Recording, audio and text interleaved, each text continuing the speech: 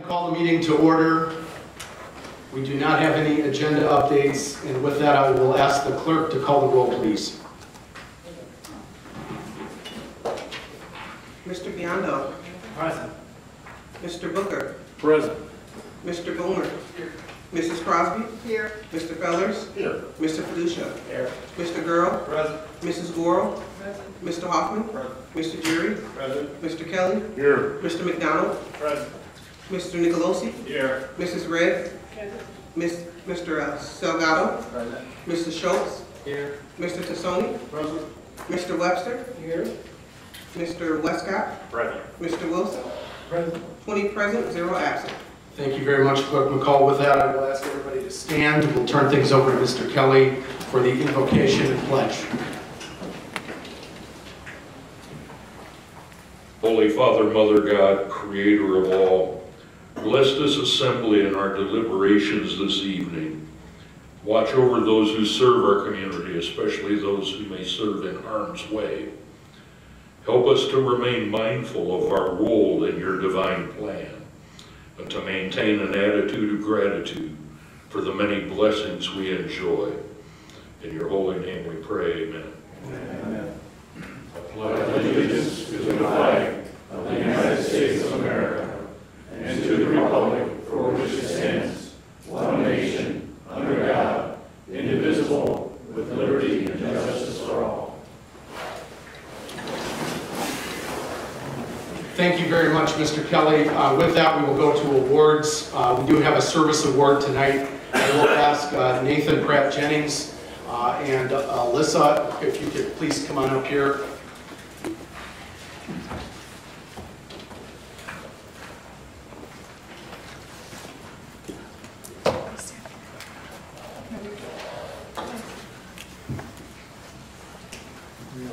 Right up here.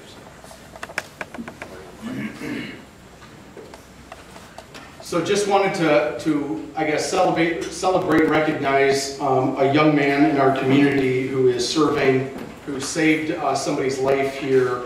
I believe it was around I-90 and 47. A woman's car went off the road into a detention pond and was completely submerged underwater. And Mr. Jennings dove in, rescued the woman, saved her life. And first of all, I want to thank Mr. Jennings for his service to the community, but he is connected to somebody who's doing a lot of great work in our health department. Alyssa, his girlfriend, serves as our Youth Leadership Council coordinator, and when I heard this story, realized the connection, just wanted to take a minute and recognize, as I'm sure you'll be glad we are, what Mr. Jennings does on an ongoing basis for the service to our country. Second, his incredible heroic efforts to save this woman's life. So, Mr. Jennings, we'd just like to present you with the Chairman's Service Award, and thank you very much for everything you do, sir. Thank you.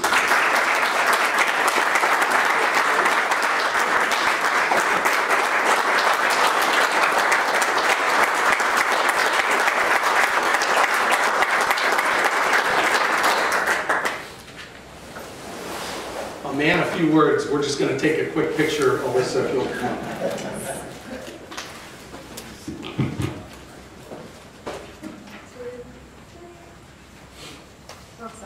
Thank you for taking that, sir. Thank you. God bless you. Yes. Thank you very much.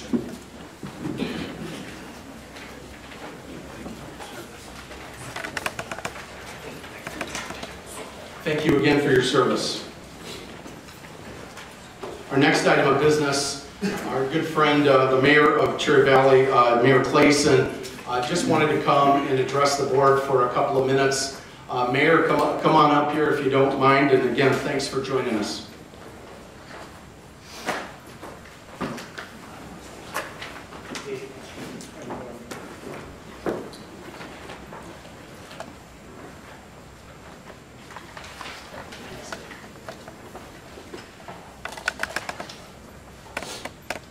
Thank you, Chairman, for letting me come and speak tonight to the County Board.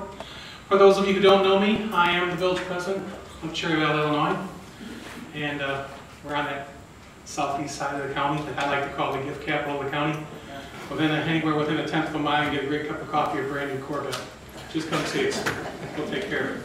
Anyways, more serious matters. Tonight before you, you have a resolution regarding an IGA with the Village of Cherry Valley and Winnebago County regarding traffic lights at the corner of Perryville and Arbor Drive. As you know, the new school recently opened, and there's desperately a need for traffic lights at that intersection. We have been working with the County Highway Department, State's Attorney's Office. Mr. Kalinkas was there too, obviously. Dialogue going back and forth. And obviously we want to make that intersection as safe as we can for the children that are attending that school. We realize the financial woes that the county has right now. There's no cost to the county for this, as you saw in your thing, your IGA. We will be footing the whole bill. We're actually trying to get this thing fast-tracked right now, running this in parallel with hopefully your approval later this evening, so we can have those lights installed before Thanksgiving. Once again, thank you all for your time. Thank you, Chairman. Thank you very much. Really appreciate your time. Next item of business, public comments. We have one speaker this evening. Jim Seisha is here.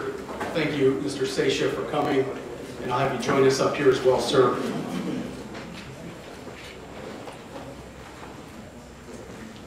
And Mr. Seisha is speaking about the Sheriff's Department.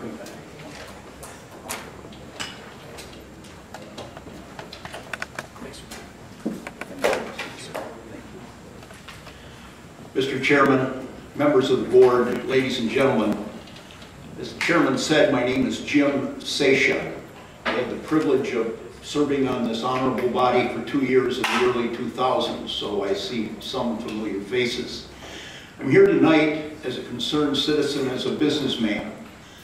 A week ago this very day, at 4:31 in the morning, some dastardly individuals broke into our place of business. We own Knight Equipment Company on Highway 20, halfway between Winnebago and Pecatonica. They cut the lock to our gate. They got away with the $70,000 truck and trailer. Our first arriving employee at 6:30 in the morning noticed that the large chain was cut to the gate, and he called me, and we immediately contacted the Sheriff's Department. Deputy Royal was there in 10 minutes. My purpose in speaking here tonight, and had this incident not occurred, I probably would not have asked for this privilege to speak with you tonight. But the reason I do is because the unbelievable response of your Sheriff's Department. Not only were they there in an unbelievable minimal amount of time, they had our truck and trailer recovered by 10:30 in the morning, which I thought was unbelievable police work. They found the vehicles secreted in an area on South Central Avenue here in Rockford, Illinois, and there's little doubt in my mind it was recovered because of aggressive patrolling. I have the privilege of spending over 30 years in law enforcement. I recognize the unbelievable importance of the marked squad car and the uniformed police officer and the professionalism of your Winnebago County Sheriff's Department. And I want to thank them for the great job that they did.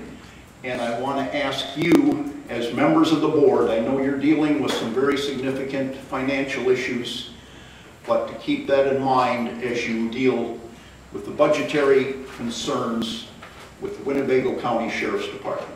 Thank you so much. Thank you very much, sir. Thank you. With that, we will conclude our public comment section, move on. Before I move on to the meeting minutes, I just want to make one notation, if the board will indulge me. I believe we will, under the Finance Committee, be removing number 7. Is that correct, Carla? Yes. So we will be removing number 7. That's an item that would be dealt with on September 27th. We will keep 5 and 6 in the previous items as well, so forgive me on that. Next item of business, the approval of minutes. May I please have a motion to approve the August 9th minutes of 2018 and to lay over the August 23rd minutes from 2018. I got a motion by Mr. Fellers, a second by Mr. Jury. Any discussion on the minutes before the board? Seeing none, all those in favor signify by saying aye. Aye. Any opposed? Motion passes unanimously. Thank you very much. Next item of business, announcements, communications. Clerk McCall. The items listed below were received as correspondence. We will place those on file. Thank you very much, Clerk McCall. Next item of business, I'll shoot through very quickly, much to your pleasure, I'm sure. The chairman's report, I just have one item for you this evening. The Northern Illinois Land Bank discussion. Mayor McNamara and I are teaming up on September 10th. We'll be over at the Region 1 Planning Council offices. Mr. Dunn is putting together a discussion around an important topic related to land bank. And it's a really strategic way, one of several we need to look at to deal with blight reduction in Winnebago County. So thank you, Mr. Dunn. I see you're here for helping put that on, and I hope to see all board members are welcome on Monday, September 10th. There is an RSVP opportunity if you are interested. And I skipped right over our board members. So let's back up. I'm done with my chairman's report. We'll back up to board member correspondence. My sincere apologies. Any board members with any comments this evening? Mrs. Gorel. Thank you, Chairman. I don't think our board members realize how important it is to attend this Northern Illinois Bank information session. It's something that our community has had to have for a long time. We have so much distressed properties in this area that we don't know how to handle it and how to get rid of it. This will give you an opportunity to see how that's going to be working, and that we have an avenue to help us get rid of all these distressed properties in all of Winnebago County. So please, if you can, be there for this. And don't forget to make a reservation or you're not going to have any lunch. Thank you very much, Mrs. Gorel. Any other board member comments? Mr. Wilson. Thank you, Mr. Chairman. I let her go first because I got several. So the first one is the 9/11 Emergency Responders Memorial, which is on the 11th, and it's located at 650 West State Street at the corner of West State and Kilburn. Date and time, Tuesday at 10 a.m. And along with that, there will be a remembrance ceremony, 18-year anniversary, first scholarship award that they will be giving out on that occasion as well. The second piece of information I got is the Rockford VA Clinic open house. It's September the 13th from 2 p.m. to 6 p.m. It's located at 816 Featherstone Road here in Rockford. You get a chance to see what that clinic is about. If you haven't, please do it. The third one that I have here is, I'm getting hoarse. Ease the Mind 2018, first annual motorcycle ride for mental health awareness and suicide prevention for veterans. And this is September 15th. Registration begins at 9 a.m. at the VA clinic at the place I just mentioned. Kickstands are up at 10 a.m. Ride ends at 3 in Janesville, Wisconsin at VFW 1621. And the cost is $15 for a rider, $20 for a rider and a passenger. There will be door prizes. Veterans ride for free. The last one I got here is a veterans event, and this is September the 18th at Veterans Memorial Hall, right down the street. Please join us for an announcement of an initiative by Comcast to close the digital divide amongst veterans. This program offers low-income veterans an opportunity to obtain high-speed internet access and computers at affordable prices, along with free training at the drop-in center. And then again, this is September 13th. It's at Veterans Memorial Hall at 11 a.m. Thank you. Thank you very much, Mr. Wilson and Mrs. Gorel. Any other board member comments? Oh, yes, Mr. Wilson. I get information from Tom Walsh about the number of complaints that were filed against the assessments. There was 1,488 this year. Last year there were 1,888. We had a drop of 26.88%. Thank you. Thank you very much, Mr. Wilson. Appreciate that. Next item of business, County Administrator's Report. Carla, do you have anything? No, we've been immersed in budget, but I do want to thank Molly Terranoni, our Finance Director, and Lisa Elenardo for working a lot of hours with me this past week to get everything ready. I also want to mention that Julia is not here tonight, but tomorrow's her last day, and I just want to thank her for all the support she's provided our office since her start with the county. Thank you, Carla. Next item of business, approval of consent agenda. May I please have a motion to approve the consent agenda, which includes the raffle report. I got a motion by Mr. Jury, a second by Mr. Westcott. Any discussion on the consent agenda before the board? Seeing none, all those in favor signify by saying aye. Aye. Any opposed? Motion passes unanimously. Thank you very much. The next item of business, standing committee reports. We're going to go a little bit out of our normal order, as we'll have finance last. We will have Public Works Committee with Mr. Kelly go first, and we'll talk about this stoplight. Mr. Kelly. Thank you. Mr. Kelly. Public Works has one resolution authorizing the execution of an intergovernmental agreement between the County of Winnebago and Village of Cherry Valley for traffic signals at the new school entrance on Perryville Road at the intersection with Armour Drive. And I'll move its adoption. This is what Mr. Clayson was talking about earlier. We got a motion by Mr. Kelly on the resolution regarding the stoplight in front of Cherry Valley School. I may have a second. Mr. Fiducia, Mr. Westcott, Mr. Jury, and Mr. Webster, and Mr. Girl. Any discussion on this stoplight? Mr. McDonald. Thank you, Mr. Chairman. I don't know if you know this answer. Will this stoplight have Opticon, so emergency responders can change the light to green? I will look to council or Carlos, perhaps. I believe right now as far as I know, it's not included with the signals, but Cherry Valley is handling the design and the installation, so we can check with them, and they are here. Really, I believe the only time this light will really be used is, it'll be green for Perryville, except around coming to school and leaving school time. Mr. McDonald, any follow-ups? No, thank you, Mr. McDonald. Any other discussion by board members on the resolution before the board? Seeing none, all those in favor signify by saying aye. Aye. Any opposed? Motion passes unanimously. Thank you very much, Mr. Kelly, and thank you, Mr. Clayson, for working with us.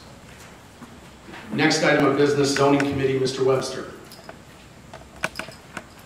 Thank you. We have no report. Thank you, Mr. Webster. Mr. Jury, I couldn't. Mr. Jury? I think we could go to Mr. Dunn. Was not here all evening. Gotcha. If it's okay with the board, I'm going to move operations in front of economic development. I hope that's okay, Mr. Westcott. Is that okay? Very much so. All right, thank you very much. So we'll have operations administrative committee, Mr. Jury.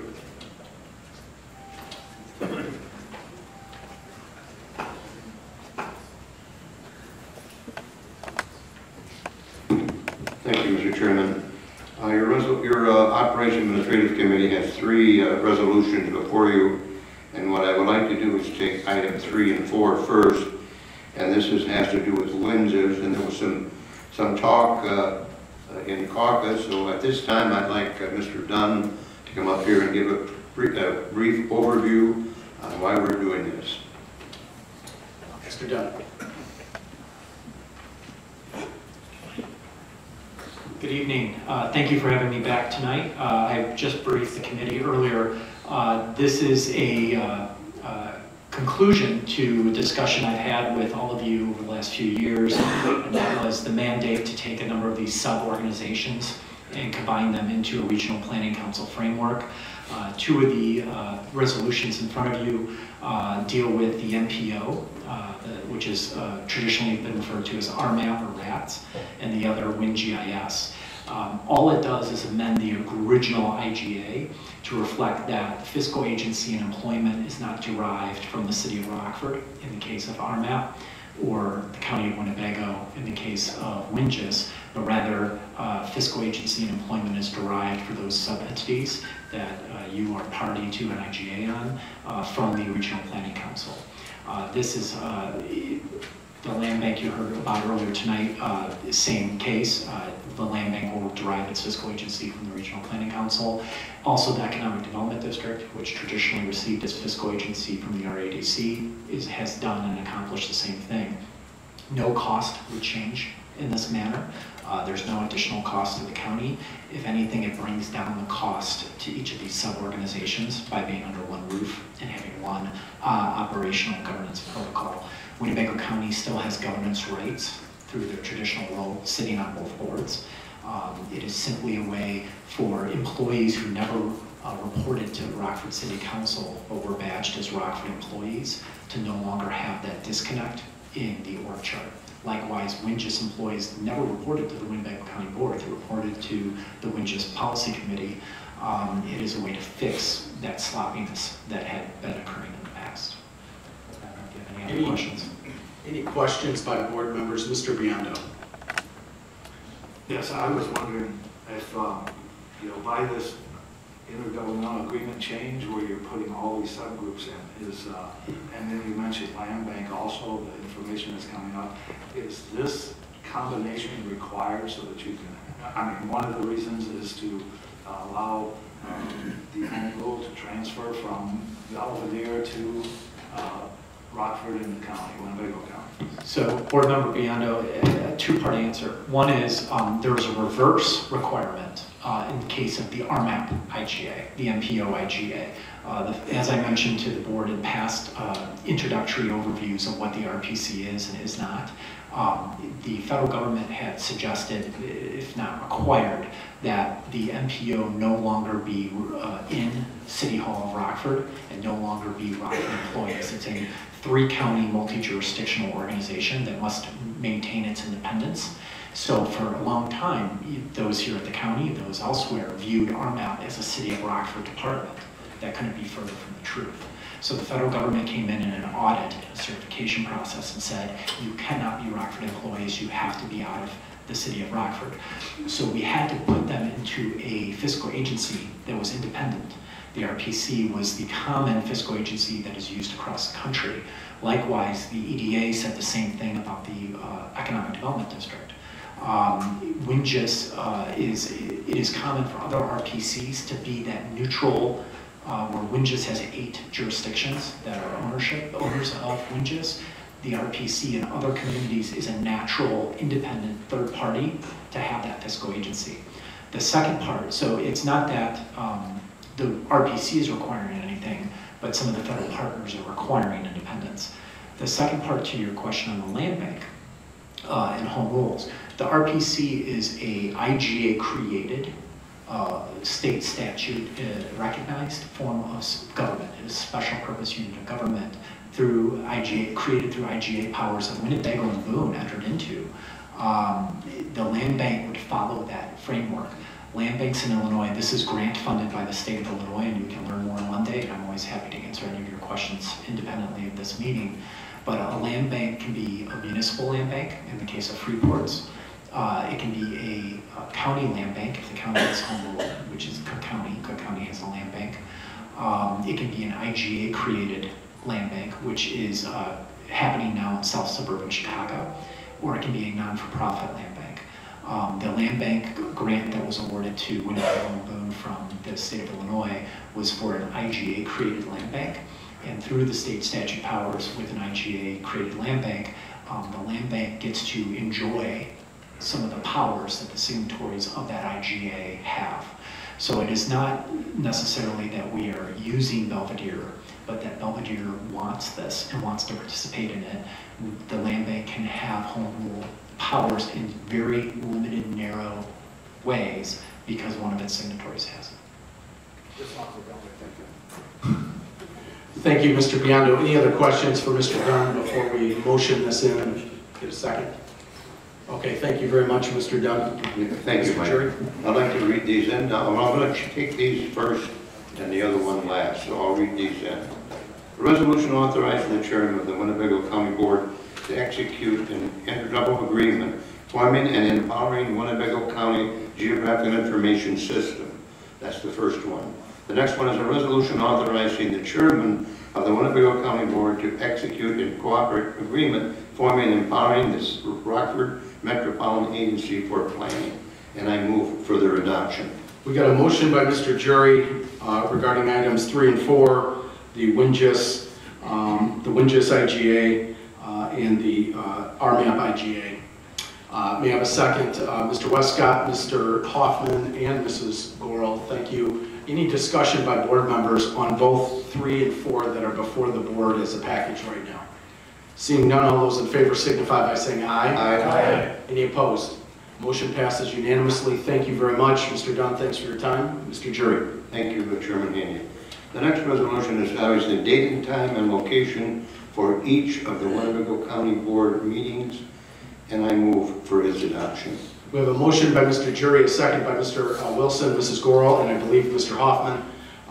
We have item 2, which is the county board member dates for the upcoming cycle. Any discussion by board members? Seeing none, the only thing I'd mention, I believe we only have one meeting in December.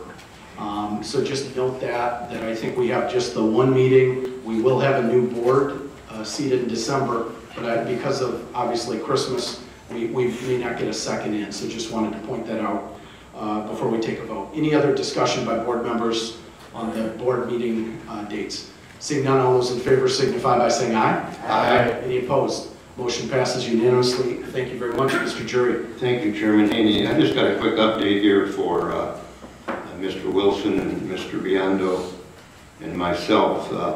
I haven't done this in a while. 5 more to go and stay home. Thank you. But who's counting? Mr. Jury, thank you very much. There's going to be like a clock counting down at Times Square. Thank you, Mr. Jury. Next item of business, Mr. Westcott, Economic Development Committee.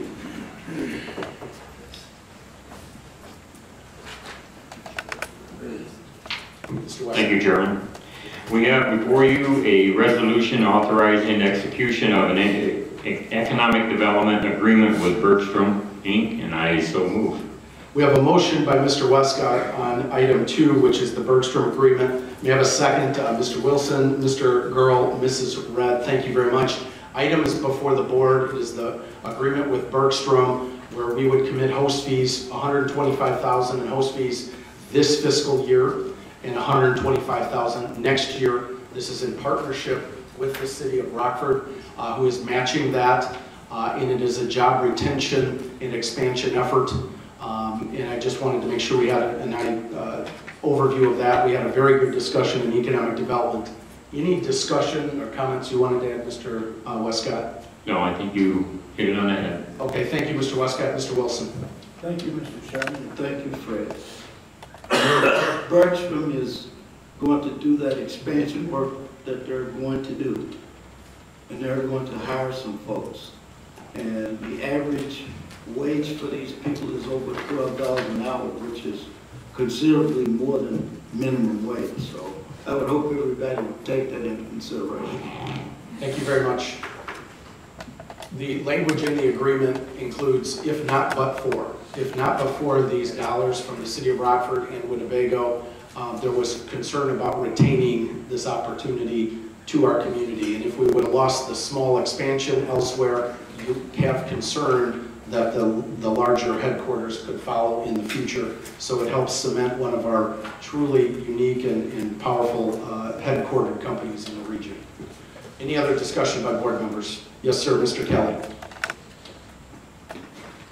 I was just curious, will this require dipping into host fee reserves? No. It'll come from fiscal year 19 host fees. I think the payment date is November 1st, and then a year later, November 1st of the next year. But we've got a lot of commitments out of the host fee. This would not be reserve spending from host fee. Yes, Mrs. Grell. Thank you. Don't we have several things that we've been paying over a period of time falling off this year that we'll be able to cover this? We will be able to cover it in incoming revenue. It is, we do not have major multi-year commitments falling off this year. I know we have a small one falling off, I believe, next year or the year after. Some of the big ones, some of the ones that are the more notable wins the last few years carry out into the future. But that is, it's a good point, I think a point worth making, but separate. This would not be considered how we discuss reserve spending from a host fee. It would be part of revenue that is projected to come in this year. Thank you. Yes, sir, Mr. Wilson. Thank you, Mr. Chairman. You and I had a conversation about the possibility of some of these monies that will cease. And I believe I mentioned to you, and hopefully you'll remember because I won't be around, that we'll use some of this money for tearing down some of these old houses that exist in everybody's area. Thank you. I know we got to move on to other things, but I would just say there's more discussions coming. The gentleman who works with us on the revolving loan fund, John Phelps, who's come to present to this group, he's talking with some partners about a public-private partnership that would be focused on blight reduction inside Winnebago County, including Rockford, but not exclusive to Rockford. It's not ready for prime time, meaning a board discussion, but there may be an opportunity which would be part of a larger commitment to blight reduction that we have going on. Any other comments, Mr. Westcott? That's all I have. Okay. I think the item we have motioned in a second is the Bergstrom agreement. We didn't take a vote on that yet, so let's go ahead and get that voted on. All those in favor signify by saying aye. Aye. Any opposed? Motion passes unanimously. Thank you very much. Mr. Westcott. Thank you, Chairman. That concludes my report. Okay, thank you very much, Mr. Westcott. Next item of business, Public Safety Committee, Mr. Fiducia. Thank you, Mr. Chairman. Thank you very much, Mr. Fiducia. Next item of business, last but not least, Mr. Biondo, Finance Committee.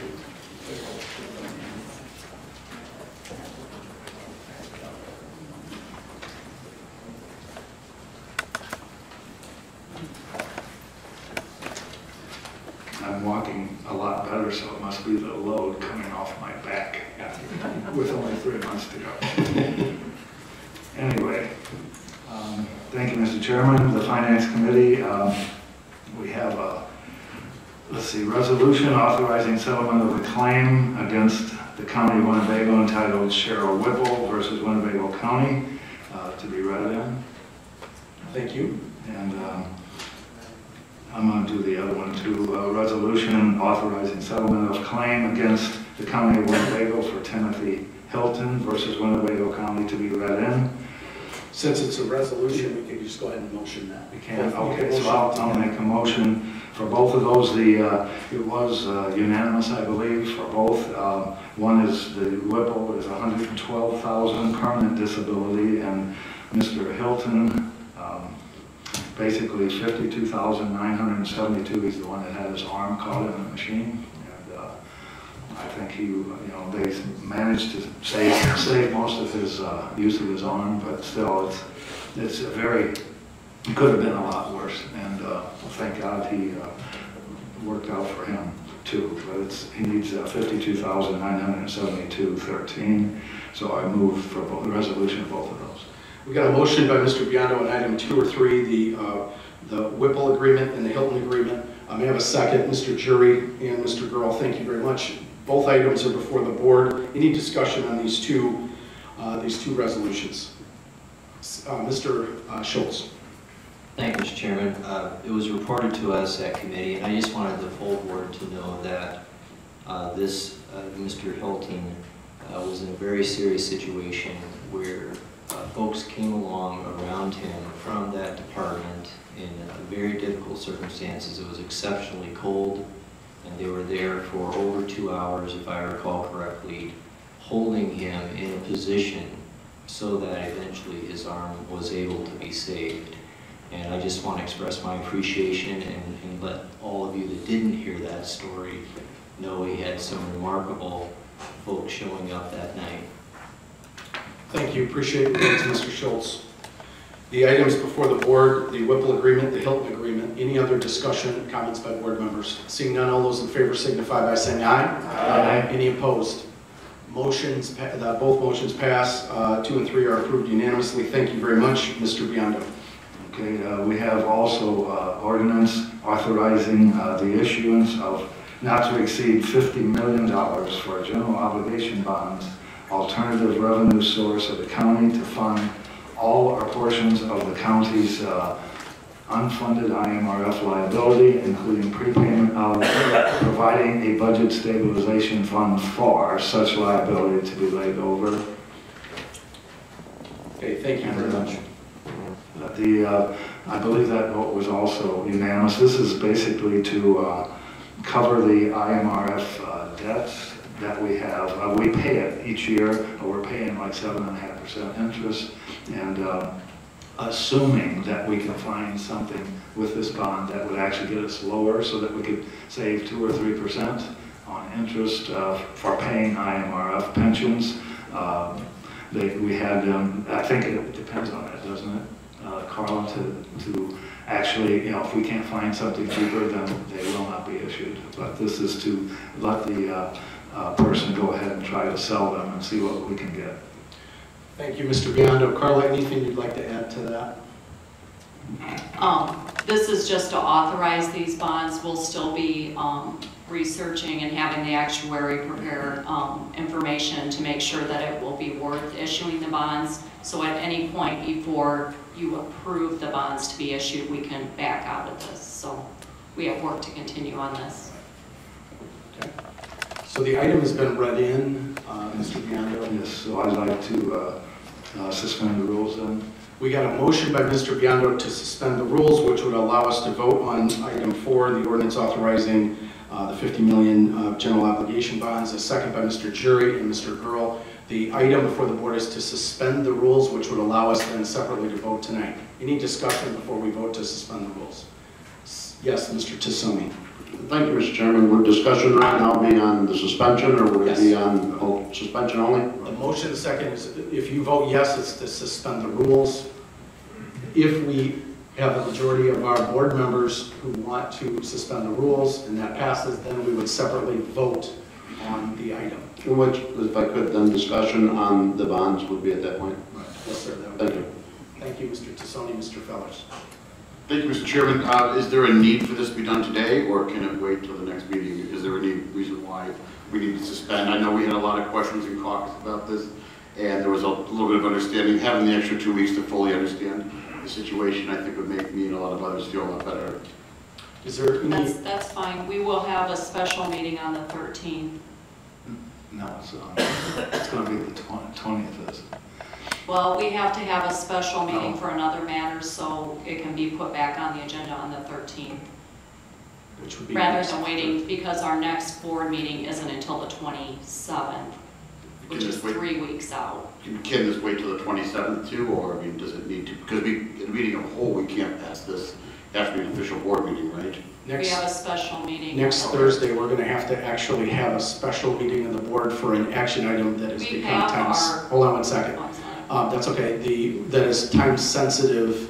That came to our attention today, so that would be separate. It would be next Thursday, just so we're clear. That's fine. Yeah. I just wanted to mention that our financial advisor and our bond counsel are here tonight. So if you have specific questions, I would suggest that you ask them tonight while they're here.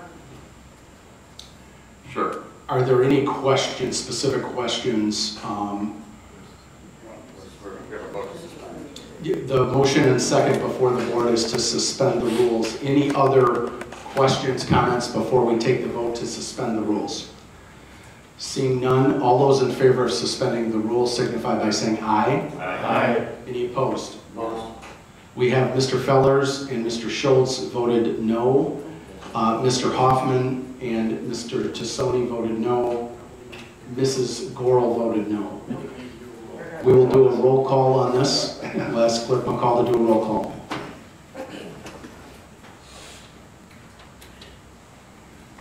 Mr. Westcott? Yes. Mr. Biondo? Yes. Mr. Booker? Yes. Mr. Boomer? Yes. Mrs. Crosby? Yes. Mr. Fellers? No. Mr. Fiducia? Yes. Mr. Girl? Yes. Mrs. Gora? No. Mr. Hoffman? No. Mr. Jury? Yes. Mr. Kelly? Yes. Mr. McDonald? Yes. Mr. Nicolosi? No. Mrs. Red? Mr. Salgado? Yes. Mr. Schultz? No. Mr. Tassoni? No. Mr. Webster? Yes. Mr. Wilson? Yes.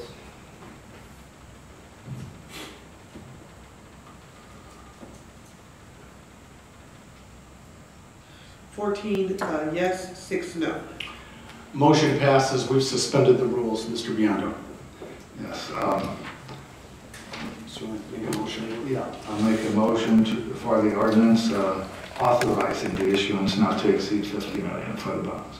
Okay, we've got a motion by Mr. Biondo to approve item 4, the issuance of not to exceed 50 million in general obligation bonds. I got a second by Mr. Jury. Any discussion by board members? Mr. Westcott. Oh, second? Second. He's an additional second to the motion. Any discussion by board members on the item before the board? Mr. Tassoni.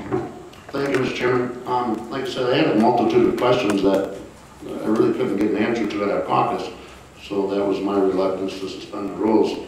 And with some of the financial advisors here, but I just, you know, if I could lay out 2 or 3 or 4 questions. When have we done this before? I see we have a $7 million obligation for our pension fund. It looks like in 19. Let's take that first question. I think it's a good one. Have we done this before, Carla? No. Okay, and with that, are we in the rearage of our IMRF obligation at this point? No, we're actually well-funded and we always make our required contributions annually.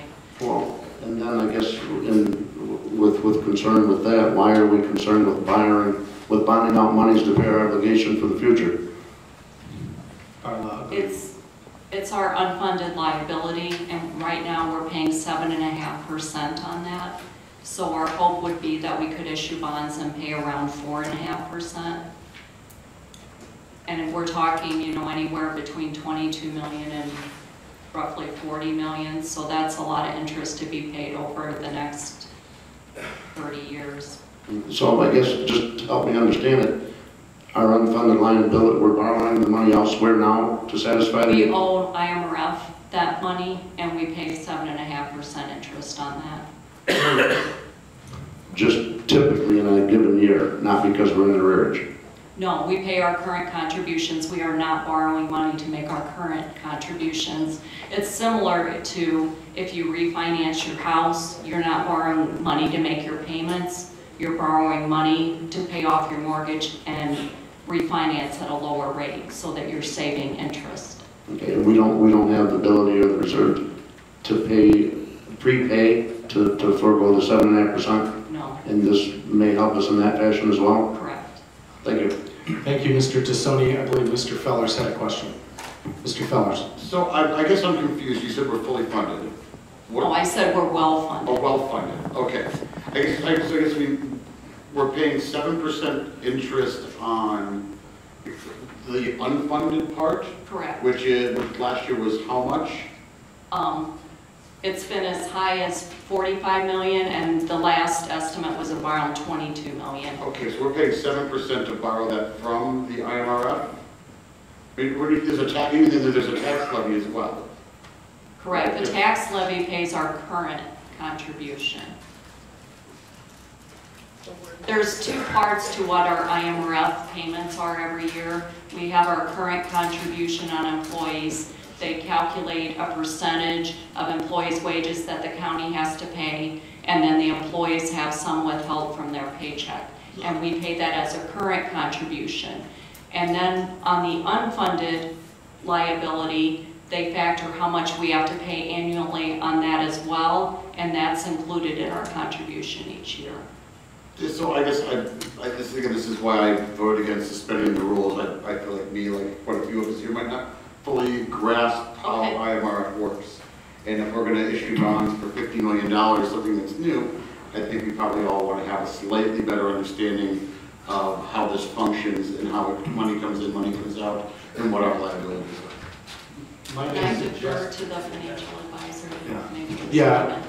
So if I can. If I may, before we go to the advisor, one of the things, if we pass this tonight, if the board wants to move forward with this, we are not committing the dollars. We're starting the process of researching that would have multiple steps. And I think you did hit on a very important thing, is we want all of the board to understand all of the aspects of IMRF, which we need to have a discussion on regardless of whether we take action tonight. I think that's a very good point. But if, with your okay, we'll go to the advisor. There he is right there. If you'd like to add anything very quickly, sir.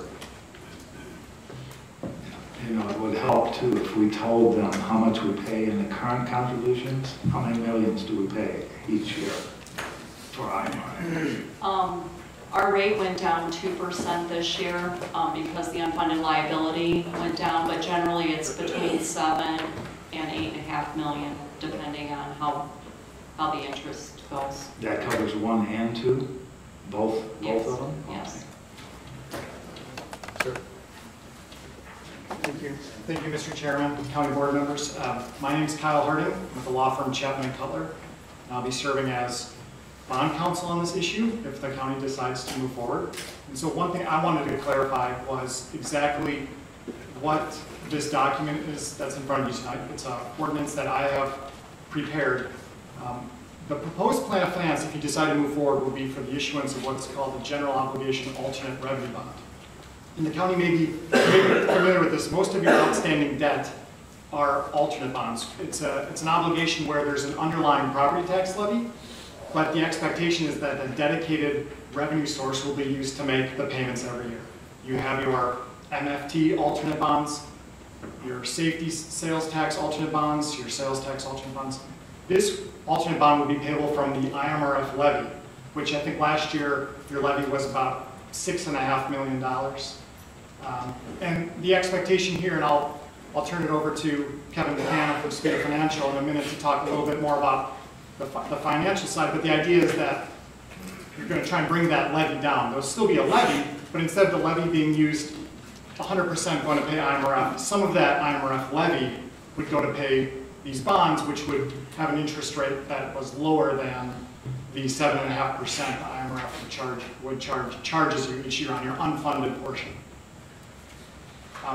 It's been mentioned a couple times tonight, and it's correct that this is just the first step. In order to issue an alternate bond, we have to, the governing body would have to adopt this authorizing ordinance. It needs to be published in full in a newspaper of general circulation, and there's a 30-day wait period where if 7.5% of your registered voters were to petition, that you would not have the authority to move forward. In addition, there's also a public hearing requirement that you have to wait at least 7 days after the public hearing before you actually sell the bonds. So the proposed time frame that the most recent one I had seen had this public hearing being held at the later meeting in September, and then coming back before you at your first October board meeting with the actual bond ordinance. That's the one where the board says, yes, we want to move forward with the bond issue. Adoption of this ordinance is a necessary condition, but it's not sufficient. It's just the first step in order to have authority later on if you decide to issue bonds. Thank you very much, sir. Anything else you'd like to add? Are we good? Any other questions? Mr. Fellers on a follow-up, then I have Mr. Jury. Mr. Fellers. Thank you, Mr. Chairman. Just a quick follow-up there. So if we were to vote and approve this tonight, then we will still have another vote before this board before they're actually issued. Is that correct? Thank you. That is correct. This is to make up for the 30 days we have to wait too. So. Thank you. Good questions. Mr. Jury. Thank you, Chairman Haney.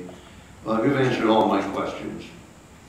You know, we hired a CFO to lead us in our finances. I think she's qualified in what she's doing, and she's looked into this. I trust her judgment. I would urge my colleague to support this. Thank you. Thank you, Mr. Jury. I think I saw a hand up. Mr. Schultz. Thank you, Mr. Chairman. One of the things I'm trying to understand is just kind of the big picture here. When I looked at the page through the budget for tonight, one of the pages that we have had, not last year, but in prior years, was the levy breakdown. is how many dollars did we levy during the current budget year? What was the percent of total? What did that percent add up to in terms of percent of assessed value, I think is the way it's calculated. We did something different.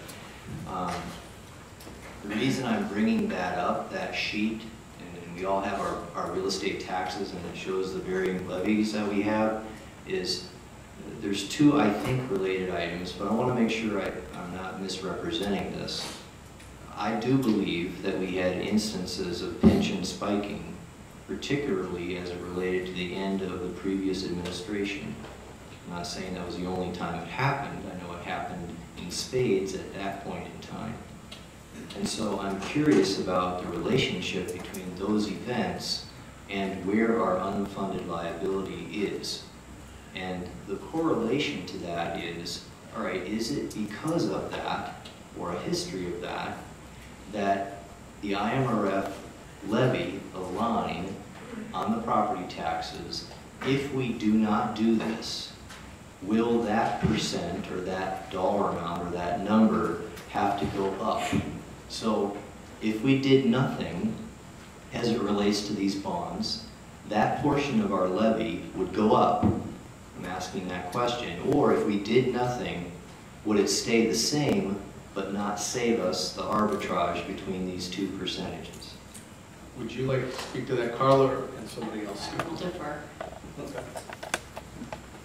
Again, speaking from as your bond counsel and not as a financial advisor, that is exactly the second point you laid out is the correct understanding of this transaction.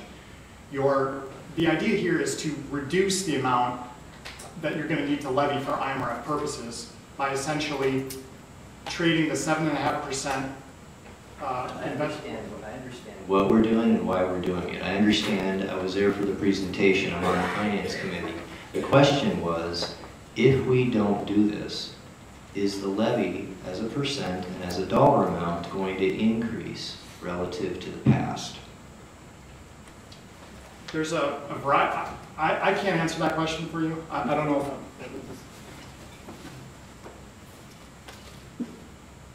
the answer really is you don't know, because the IMRF each year runs the numbers. It depends upon, they're generating the 7.5% cost to you, as was explained.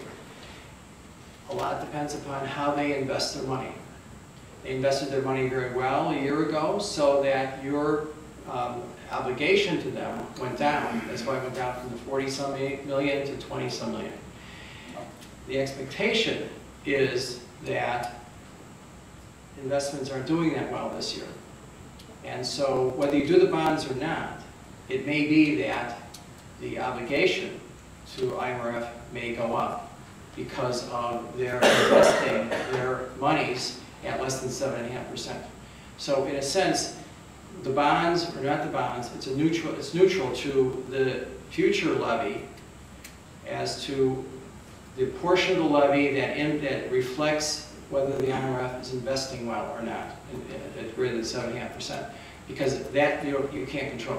What we're talking about here is if the bonds are proceed, then you would be locking in that amount, and you would then, as you say, it's the arbitrage idea. You're borrowing at 4.5 and hopefully investing, getting rid of the 7.5% obligation, depending on how well you invest.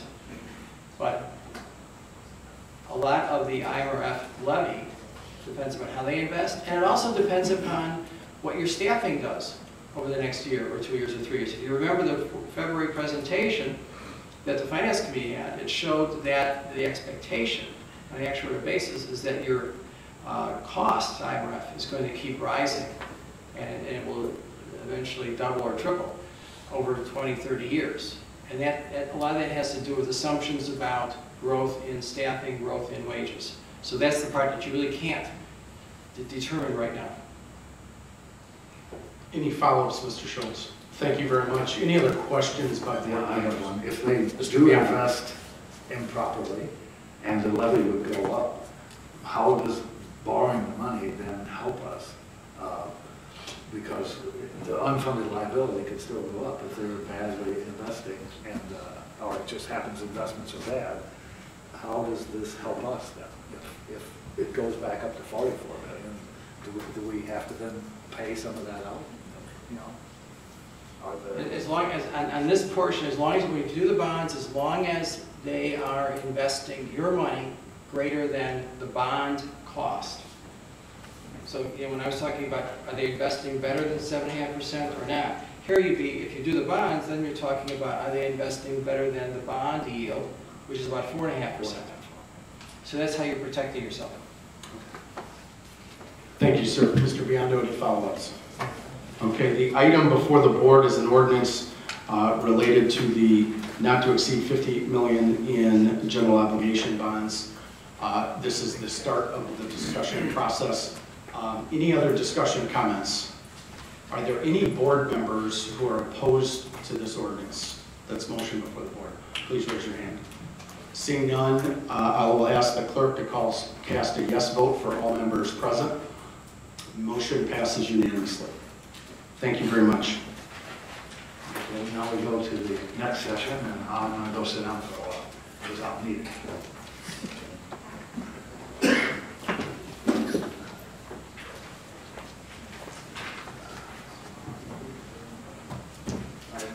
So we're going to take the next few minutes and just overview a couple things related to the budget recommendation that will go to the board this evening, then would be voted on, amended, approved on September 27th. Obviously, there's been a lot of discussion. Part of our process, I think, started last year in our budget process. And there's been many meetings, public, private. Part of the process was that our professional staff, led by Carla, met with our department leaders multiple months ago. We know what the key issues are. They're not new, but I'm just going to take very quickly just a quick run at a 5-minute overview on at least my perspective on things. Coming in last year, I think we were in a triage mode. Our staff deserves a lot of credit for rebuilding the budget from scratch, from building numbers that we could trust. Even if we didn't like the numbers, we could trust the numbers. We put in place, especially at the professional staff level, controls and processes that I think are related to best practices in counties around the state. Our focus obviously is core service delivery. We all agree public safety is very important. Regardless of your perspective on what's recommended, what's discussed, I want to be very clear. I believe all 20 board members think public safety is important. It's important to their constituents, and nobody is suggesting, should be suggesting otherwise. We are also dealing with, in this head-on collision of service delivery and financial reality, is this idea we are and will get to this point where we have a sustainable budget. We are not there yet, but to be clear, the problems that we triaged and dealt with last year, we did not believe, even when we made major changes, that we would have a sustainable budget after a year. We did have to make significant changes. Yes, they were tough, and yes, it's led to a lot of discussion since. I believe we're moving into a phase where there's more focus on strategy that might be 6, 12, 18, or 24 months out. There's going to be a refocus, rededication on long-term planning. I do believe that is a piece of us getting to becoming a better county where we do have a sustainable path and we are providing the very best services possible. I think there's several opportunities over the next 6 and 12 and maybe even 18 months that we can't miss. And one of the things that I saw a year ago was we were in a very heated discussion with our friends in the courts. We all lived it. That has subsided, and we've made great progress since that time on a number of discussions related to budget strategy. I appreciated the Chief Judge making a give on some budget things, talking through, making himself available to come talk to our board related to jail staffing. When we look at opportunities in the near future that will not be ready for October 1st, but I do think are real opportunities at better service delivery and also cost reduction, is in the area of courthouse security. not on October 1st, but I believe that significant progress can be made over the next 6 and 12, maybe a little more than that, but over a period of time in the near future related to transitioning full-time courthouse security to part-time in a sequential manner where the full-time folks in the courthouse would be transitioned on the street as people left the street and retired or moved on. So we would fill it as those opportunities became available. The estimates are in the range of $500,000 to $600,000 once fully transitioned. Could it be a little higher? Possibly, but I think that's an accurate, conservative estimate once we make that transition. Will it be ready for October 1st? No. That's why it's not factored into the proposed budget. But we need to work towards that. The second is 911, hot topic. The 911 mission critical report will be ready in 8 days. We will be able to, we have confirmation from our partners, the coalition, a lot of the mayors, we will see some new revenue to the county from our partners, even in advance of the long-term solution. I'm going to ask for the board's patience that even if we realize a few $100,000 in the near future, we do need to stay firm that we need to adopt a long-term strategy related to governance and a long-term strategy related to a cost model. This should not be a problem for a board in 15 years or a chairman in 15 years if we adhere to that model. But there's an opportunity at new revenue, and I think we have some synergy and some really good conversations going on with our partners right now. Prisoner transport, it costs a lot of money to the taxpayer to move prisoners from point A to point B. I will give the sheriff and the chief judge some credit. There's ongoing conversations related to the logistics of that. Logistics translates into cost. I believe in the next 6-8 months there's an opportunity at some efficiency and effectiveness improvements that will translate to savings. Work release. The same partners having a similar discussion around effectiveness and efficiency, and that translates into potential cost savings as well. One issue that is percolating a little bit is the future of the public safety building. For our longtime leaders on the board, not a new topic, but we will be tackling that in the near future. We're going to have a meeting with our internal partners to talk about kind of their long-term perspective. There's going to be a lot of discussion with our board about options and what we do. This is a several $million-dollar project. Yes, there's numbers as low as $2 or $3 million. I've heard estimates as high as 7, 8, or 10 million.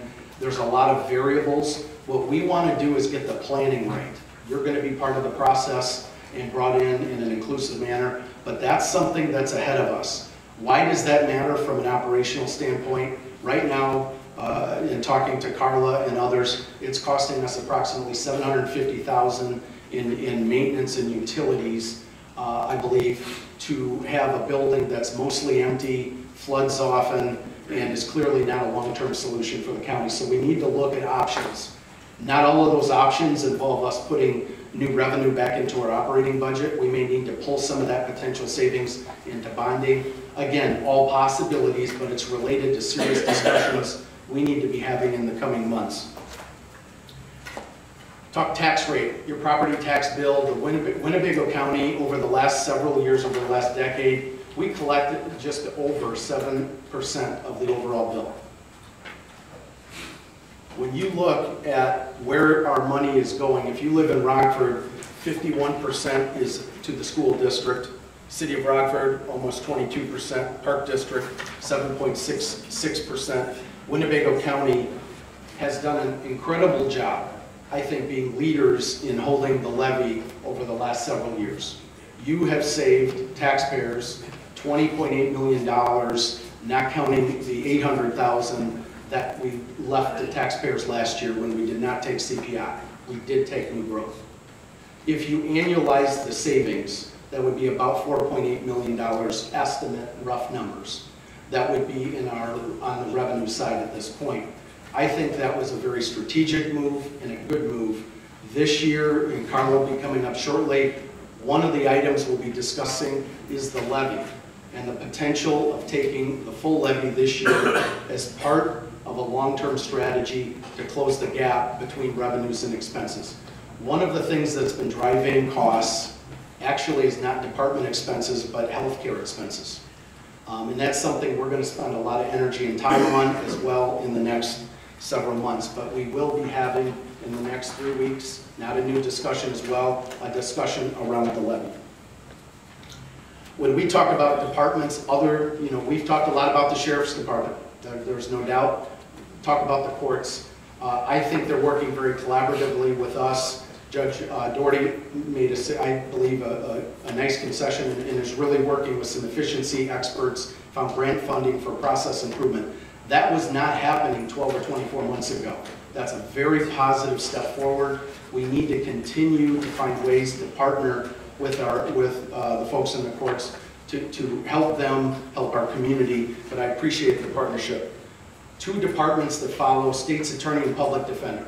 One of the things that I heard from Mr. Redmond and the sheriff in the jail, we're up a little bit in jail population. Part of it is the summer. Part of it is it's been attributed by law enforcement and the State's Attorney and others.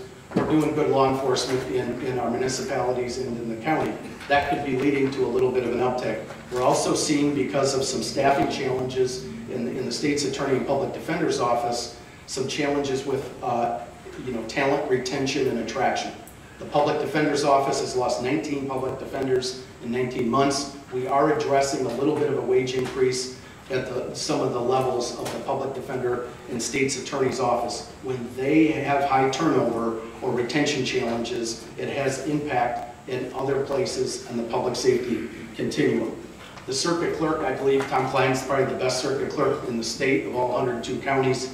He is down 20 full-time employees and 10 part-time employees over the last several years. He has worked very hard to make efficiency and technology improvements that has helped him do more with less.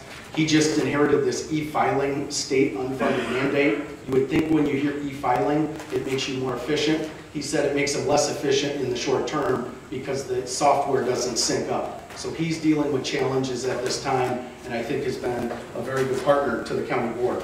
The treasurer, the recorder, the county clerk, some of our departments are very small by nature, have a number of mandates backing them up, and they also produce revenue. One of the things Carla has been reminding me, and I've been bugging her a lot about what else can we do, where can we look? And the one thing she reminded me that, and she's free to talk about this tonight as well, is some of our departments have revenue components to them. So before we look at cuts, we want to understand the revenue implications that would go with that. There's 2 types of county board departments under our purview, under the chairman, under the county board. Those that are outside the general fund and the 1%. That would be the highway department, that would be animal services, and that would be River Bluff, which are 3 fairly sizable departments. Those are outside the general fund. That money is not fungible with other departments. So for example, a Winnebago animal service personnel decision could not impact the state's attorney's office. The money is in separate funds in how everything is funded. Another department that's outside the county board's direct purview is the health department. That department is also funded separately from the general fund or the 1%. Our other departments, a few examples. County board departments, IT used to have 23 employees. Today it has 13, including Gus. HR has been cut in half since the recession. Purchasing is teeny. Planning and development, I believe, is in the range of half of what it was back several years ago. My predecessor had, at one point, 13 folks who were doing consulting or direct work through various funds at the county miscellaneous, county board, host fee. When Julia leaves tomorrow, we will be at 3, and we're looking to fill a couple of those positions. That would give, if we're at 3 now, we're looking to get back up to 5, a drastic reduction compared to my predecessor. The Sheriff's Department has been obviously a subject of discussion over many months. Just a quick addition on that. Before the board tonight will be a discussion about an increase to the Sheriff's budget year over year. That has been a topic of great debate. One of the things I think we have as an opportunity is what was mentioned before, courthouse security and some other cost-saving measures that we do need to focus on and partner on the next several months. When we talk about the Sheriff's Department, funding is including increases in some union contracts. 2 would be jail stabilization with some increases in that area. The 3rd is 911. I believe those two areas were areas of great discussion in fiscal year 18, and I believe with the funding plan associated with that, you are looking at 25 employees in 911, which was what was recommended universally, and 159 corrections officers, which is not what it used to be, but it's better than what it was, and will apparently help with the reduction of overtime.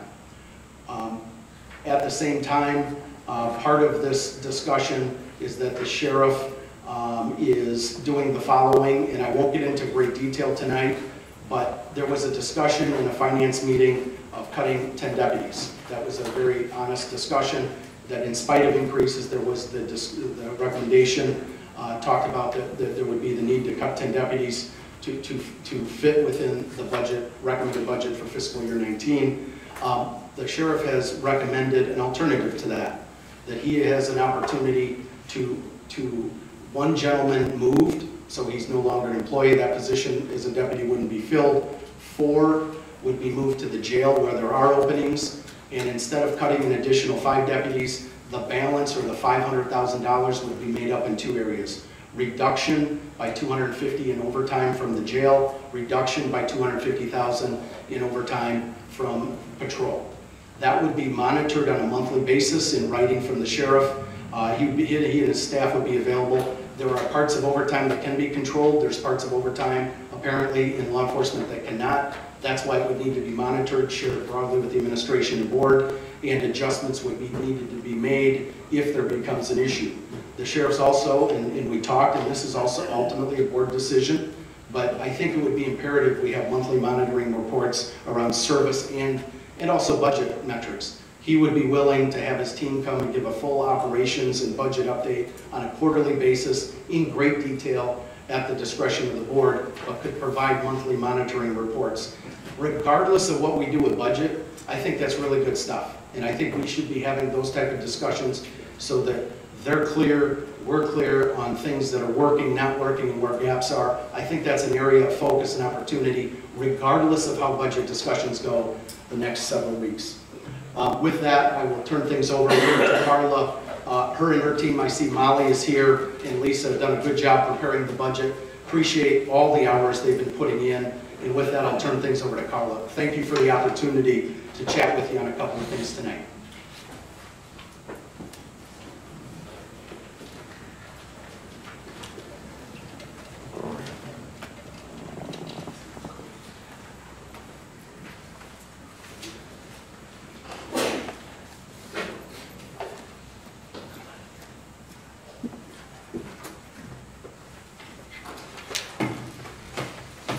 You all received your budget, draft proposed budget books tonight. I just kind of want to overview how the book is outlined. The first portion is an expenditure summary for all of the funds and all departments based on the various functions, personnel, supplies and services, debt service, capital outlay, and our administrative budget. And then behind that you'll find a fund equity forecast for each of the funds, which would include the revenue that's going to be generated from that fund, and then the expenditures that we're proposing for fiscal year 19.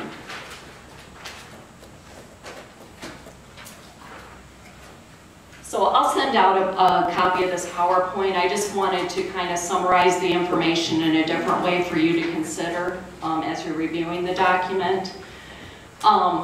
The combined revenues for the general and public safety sales tax funds that we generally look at together because there's some shared departments between those two funds.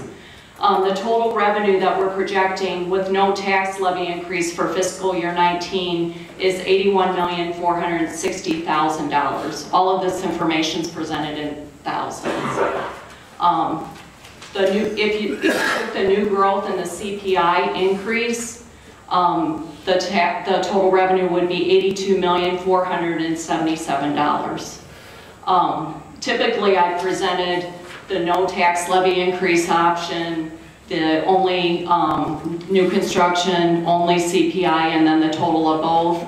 I can send that out up to all of you, but keep in mind that you can take anywhere from 0 to the maximum of, I believe it's $977,000. You don't have to pick one of those 4 options. You could increase the levy with any increment in between there. So then with the no tax levy increase, our deficit for fiscal year 19 would be $4.281 million. If we took the new growth and CPI increase, that would drop to a deficit of $3.264 million, leaving us an ending fund equity with no tax increase of $19,695,000. That is below our required fund balance of $20,557,000. We compute that required fund balance without including our debt service expenditures. If we did opt to include those, that required fund balance would be higher. With the new growth and the CPI increase, our ending fund equity would be $20,662,000, just above our required fund balance. Our final projection includes 11 months of actual income tax receipts. Sales tax and use tax, we have 8 months of actual. The replacement tax, we have 1 actual allotment remaining. It does not include funding of the new records management system that will be starting in fiscal year 19, but the payments for that will not start being due until fiscal year 2020. So that'll be an actual additional commitment coming out of the Public Safety Sales Tax Fund in fiscal year 20. I just want to note that the county clerk supply budget is a little high this year because of the number of elections, so we would expect that to drop in fiscal year 20 by approximately $200,000. And the supervisor of assessment has his publication of assessments requirement that he's required to do every 4 years, which costs him approximately $130,000 more than his normal budget. So that would drop again in fiscal year 2020. This year Mr. Schultz. Mr. Schultz, quick question. Thank you, Mr. Chairman. I'm sorry to interrupt, but pausing on the county clerk I think is important, because the $200,000 that we're going to save in next year's budget, the one after this one, is then we're gonna have a presidential election, and so we're gonna have to put that back and maybe some more. So I think it's important to note that. Okay. Thank you, Mr. Schultz.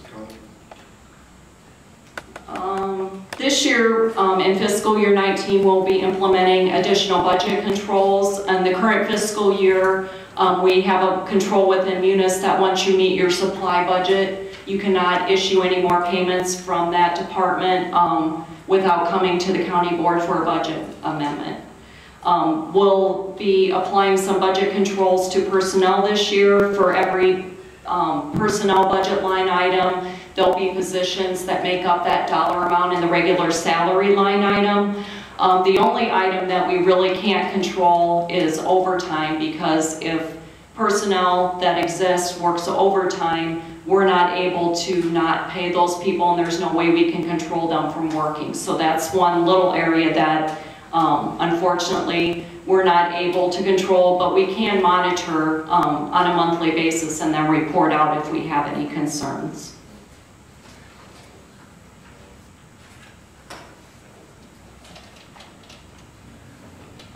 One question I get asked a lot about is, what is the change in the sheriff's budget this year versus last year? This is really small, but I included this handout in your packet. Mr. Salgado. Yeah, just before we go on, I don't know if you could go back to the previous slide. My question is, obviously, you know, with the no tax levy, we go under the required reserves. Yes. So what are the implications of that if we decide, you know what, we can't make any cuts, whatever the case may be? What are implications for that, failing to comply to that requirement?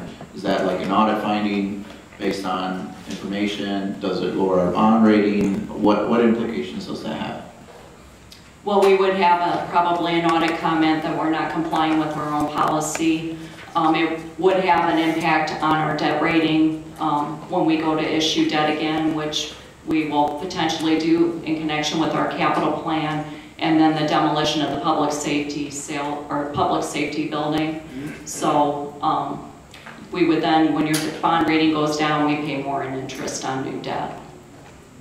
Okay, thank you. Thank you, Mr. Salgado. Carla? Okay, so the proposed recommended budget for the combined sheriff's departments for fiscal year 19 is $31,785,000. The original fiscal year 18 adopted budget was $28,633,000. So effectively, from the adopted budget in fiscal year 18 to the recommended for 19, there would be an increase of $3,151,973. During the fiscal year 18, there were some budget amendments approved by the board, and adding approximately $700,000 to the sheriff's budget. So if you compare the recommended budget to the revised budget for fiscal year 18, there's an increase of $2,468,959.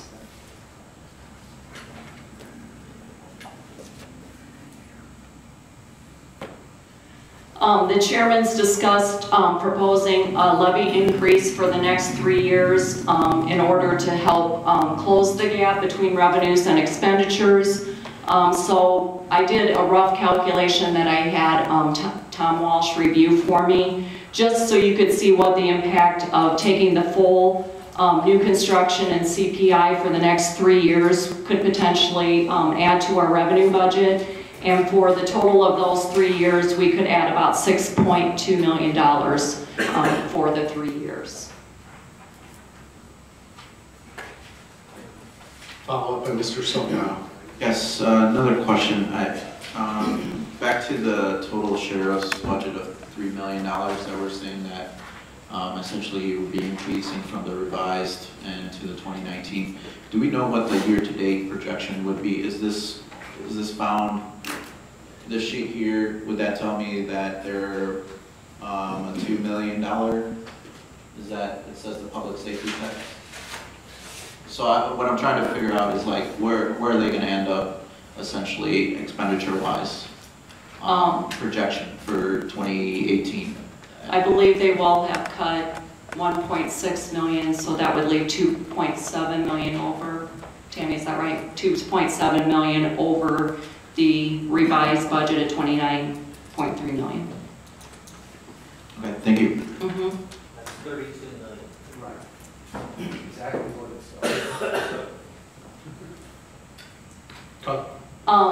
And then based on some conversations and our finance committee meeting, revenues tends to go up and down based on how the economy is performing. So I projected out for you what the revenue streams tend to do over a period of time. In fiscal years 2007, revenue was roughly 84 million, dipped as low as, looks like fiscal year 2011 was the lowest at 72.9 million for the general and public safety sales tax funds. And then projected for 2018 will be roughly at 83 million, and then it dips back down to our projected of roughly 82 million in fiscal year 19. So these revenues, because they're like sales tax based on the sales that happen in the county, income tax is based on whether or not you're making money in your business or whether or not you're employed. So when the economy is good, our revenue tends to peak. As the economy, we go into a recession or a dip in the economy, then your revenue streams are going to go down. So even though we've seen a tick up in our revenue recently, you generally, after a few years, you'll dip back down again. Yes, Mr. Phillips. And I'd just like to add something to this as you look at this. If you think about, when we talk about this and as we think about this moving forward, inflation between 2007 and 2018 was 21.54%.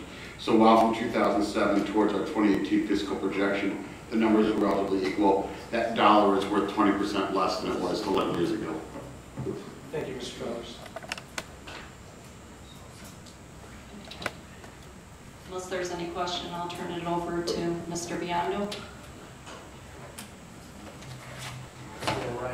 Okay. So we've obviously shared with you the budget that will lay over for 3 weeks. We'll take this next period of time for any questions that you want answered or any comments, reactions you have. We will ask folks to limit their statements to 3 minutes per board rules. Before I go back to anybody a second time, I'd like to be able to get to everybody a first time. The first hand I see up is Mr. Webster. Mr. Webster. Yeah, before we get in deeper in this and people start forgetting what you said, Mr. Haney, there's something very important. If you missed everything else that he said, when he talked about percentage that people pay in taxes that goes to the county of Winnebago. When you look at your tax bill, obviously the schools get the biggest chunk in that. We oftentimes hear from people, what are you people doing? How come we have to pay so darn much taxes here in the county? Don't you dare raise my taxes in that. They don't realize, most people don't realize that tax bill. When they look at that, and we get roughly 7% of that total tax bill. And if you live in Rockford, or an area that is under the tax levies of Rockford Park District, okay? Within a few dollars, you pay more to the Rockford Park District than you do to the county of Winnebago. And stop and think about this now. The Park District, we have nice parks, sure we do. But look at the money that goes to them just for parks. They do a good job, but it's just for parks. We use pretty much the same amount of money for a myriad of services, not the least of which is the sheriff and the coroner and et cetera, court services and so forth. We have over 1,200 employees. And we're being frugal. I tell this to the taxpayers because we get a black eye because when they get that tax bill that says County of Winnebago. I don't want to be the one that bears bad news to them, but the state says you will be. And you will answer to the taxpayers because that letter came from the County of Winnebago. I don't want you to remember that. And you tell your constituents the same thing. Now, how can it be that a park district gets as much money as a county? I've been baffled by that for years. I don't understand how that could happen. Mr. Chairman, I'd like to make a point of order, though. I was chairman of the Finance Committee. I wanted to, I'm not going to do much more than 3 minutes, but I do want to explain. You got the floor. Thank you. Yeah, I went down a list of things that I want to talk about. One of them is, despite the fact that we got $3.1 million more this year than we had over what we estimated, we still had a $1 million deficit. And the projected deficit for 2019, I just noticed tonight, it was 4.1, now it's 4.281 and climbing. It keeps going up, and it's not there yet. We'll see more between now and the end of the month. The projected deficit, though, even with the new revenue, we had $1 million of deficit, and we got 4.3 predicted for next year. So I don't know how we add $2.5 million to the sheriff's budget when it was actually, it's almost identical to what it was at the beginning of the year, the 2018 allocation. We had a 4.3 million cut, though 2.7 wasn't cut at all. So we got down here that the allocated amount was 29 million something, but it was still 32 spent. So I don't see how we can do that. The other thing is, how is it possible that, when you look at the effects here, we're talking about some host fees, we're talking about, what other departments are we going to cut? I mean, they are literally down to the bones, of the thing. And I was looking here, and we can't keep using reserves. If we hand out $2.5 more million, plus try to ride over all this stuff. We are going to be going into the reserves again, and as Carla said, we're within, if we have no tax increase, we're going to be down, below. We'll actually run into my old cash flow problem. You will have to borrow money, as they've done in the past, to make payroll. So anyway, I do support the $190,000, to do the no-zero increase for existing property taxes. The other thing I wanted to know is there was promised to us a potential, we're not experts in all of this stuff, and the thing is we need potential reductions in the cuts that was promised in administration's opportunities. What are those? Besides handing $2.5 million more to one department, what are we cutting? That's what I want to see, and why is the board having to come up with all these ideas? I think that we need to have that money, and I don't know where the additional $1.6 million is, but I dislike the idea of using host fees to do that, because that's meant for economic development. Another thing I want to say is once we approve this budget at the end of the month, you can't take it back. We found that out, with the judge and everything else. You can't take the money back, so we have to do these cuts prior to approving this budget.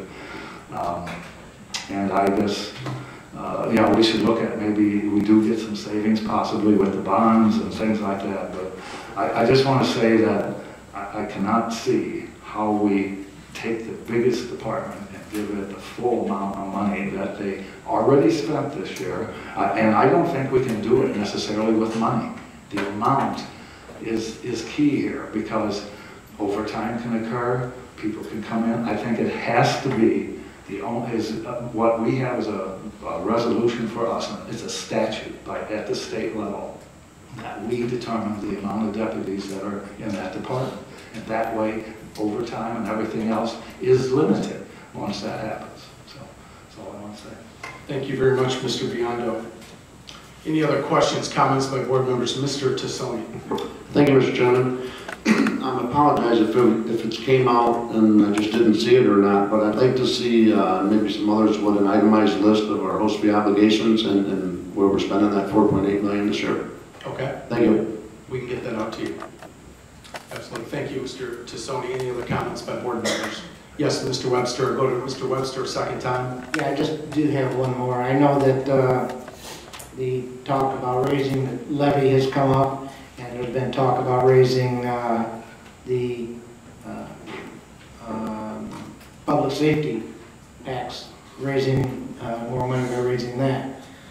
I will not support either of those. I will not support a property tax level. I will not support raising the 1% sales tax either.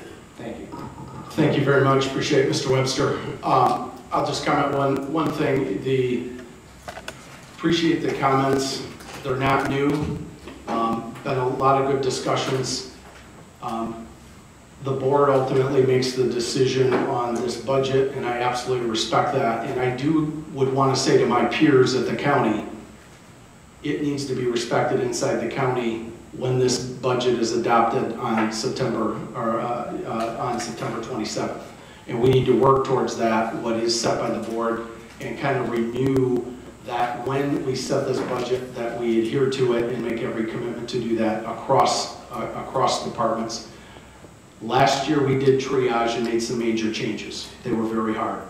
One of the things we're going to work towards, we are not being overly liberal in our projections. We're not puffing. What I am saying is there's several key projects that if we work collaboratively inside the county, we can find savings. We can find significant savings in the course of the year. It is not immediate. It would be worked towards every day of this year, and I think there's deliverables savings that are annualized and real and significant. Failure to achieve those dollars, regardless of any other actions, I think is a failure in governance. We absolutely have to do that. So we need to do that regardless. I do believe that is a way for us to reduce the need to spend out of reserves. I do see a hand up, Mr. Jury. Thank you. You know, we're going to have 3 weeks to discuss this budget. I think we've all been over this about 30 times. A motion to adjourn. We have a motion. We gotta do the motion first.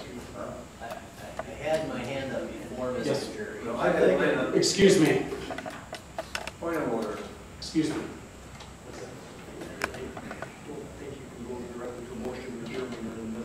Yeah. So we cannot grant the motion to adjourn. I still have an action item here, Mr. Jerry. So we cannot, at the advice of council, have a motion to adjourn.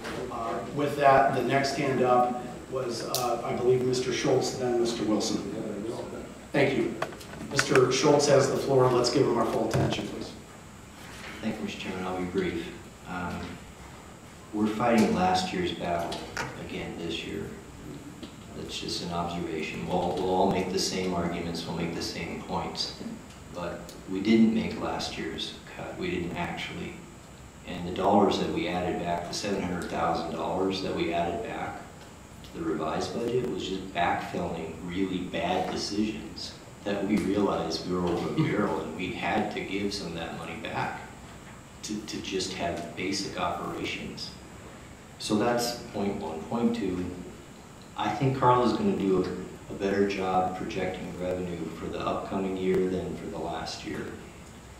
So I'd caution us, yeah, we got $3.1 million more than we thought we would. But no offense, Carla, but I think a piece of that was because you were new. And you know a lot more about how the money flows and where it comes from and what you can rely on and what drives that. So I think we need to be cautious about thinking that we're going to make a $3.1 million miss in the new year. And my last point is that this is a heyday right now in the economy. This is the best that it gets right now. Consumer sentiment is outstanding, employment is outstanding. So we're not prepared for the next recession as it relates to our current reserves, much less reducing them. Thank you, Mr. Schultz. I have Mr. Wilson. Thank you, Mr. Chairman. I have a question that hopefully somebody can answer, and that's how far along are we with the lien principles in the sheriff department? I can jump in on that, and then maybe I'll turn things over to the sheriff or Mr. Carner.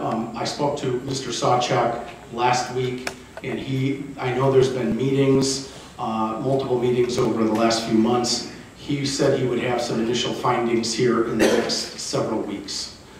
So it will not be ahead of the budget adoption. It would probably be shortly thereafter, but he did report back. I'm not involved in those meetings, but my understanding is there's a couple of core areas they're focusing, and they've been having good discussions. So I do not have that information right in the immediate future, sir. Mr. Wilson. Yes, sir. Lien will, if it's used right, find deficiencies and become efficient like. We should be all over this, in my opinion. And I, like Jim Webster, I will not, as long as I'm on this board, support any tax increase. Thank you, Mr. Wilson. Any other discussions? Yes, Mr. Fellers. Thank you, Mr. Chairman. I wanted to echo something Mr. Biondo said. Once we give money, we cannot take it back. But we can always add more. And for the longest time, we just give out money, and I think we need to start treating the budget like a carrot.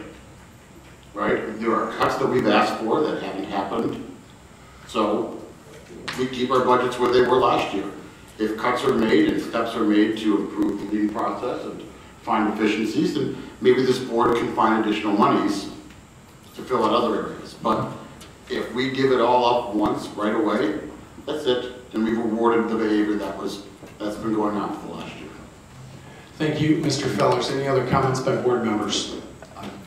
Mr. Biondo. So I would like to read the end in the fiscal year 2019 budget to be laid over to the September 27th, 2018 meeting. And that would conclude our report. So we've read in the fiscal year 19 budget to be laid over to September 27th. Number 7 is removed from the agenda. Next item of business, unfinished business. New business, we have 3 board appointments that we're reading in for the first time. Cherry Valley Fire Protection District, Bill LaFever. Cherry Valley, we interviewed all 3 candidates, all 3 fantastic candidates. Mr. LaFever is being recommended for appointment. Cherry Valley Cemetery Association, Ryan Gordon, and Howard Union Cemetery District, Shirley Armstead. I have a hand up, Mr. Westcott. I'd like to make a motion to suspend the rules and vote on these this evening. Thank you very much, Mr. Westcott. I got a motion by Mr. Westcott to suspend the rules, which will allow us to vote tonight. Second by Mrs. Gurl, Mr. Gurl. All those in favor of suspending the rules signify by saying aye. Aye. Any opposed? Motion passes. We've suspended the rules. Could I have a motion, Mr. Westcott, on the motion to approve all 3 board appointments? May I have a second? Mr. Gurl, Mrs. Gurl, and Mr. Fellers. All those in favor signify by saying aye. Aye. Any opposed? Motion passes unanimously. I got Carla very quickly. Yeah, we need a quick note. I know we want to go. Give me 1 second, Mr. Cornelius. We read in the layover of the budget. Would you like us to take a vote to be extra cautious so we don't have to come back to do it? Mr. Biondo, you could do it from your seat. At the advice of council, we're going to take a motion to lay over. It's a motion to lay over the budget to the 27th. Mr. Biondo, Yes, I'd like to make a motion to lay over the 2019 budget until to September 22nd. September 22nd. Got a motion by Mr. Biondo to lay the budget over to the September 22nd. A second across the board in the back, Mr. Webster, Boomer, and Mr. Jury. All those in favor signify by saying aye. Aye. Any opposed? Motion passes. Thank you. We're in line. We got no problems there. There will be a meeting next Thursday. I know Mr. Biondo's on vacation. There will be an actual board meeting, a special board meeting. We got an election-related item we need to take action on, so we definitely need you there so we have a quorum, so we can pass that through. Information forthcoming in the next day or so. What's that? It'll be a normal board meeting, so 6 o'clock, Carla. So we'll meet next Thursday. Thank you for your grace on that one. We definitely need to do that. Mr. Jury, I'm coming back to you, sir. Thank you.